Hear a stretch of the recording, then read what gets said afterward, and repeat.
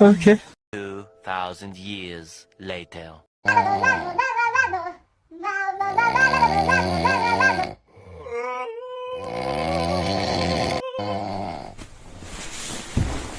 Huh?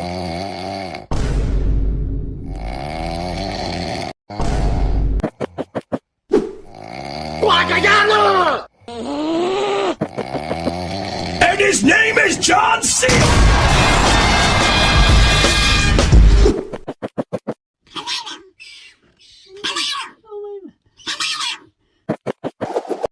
Wow. Love everything about you.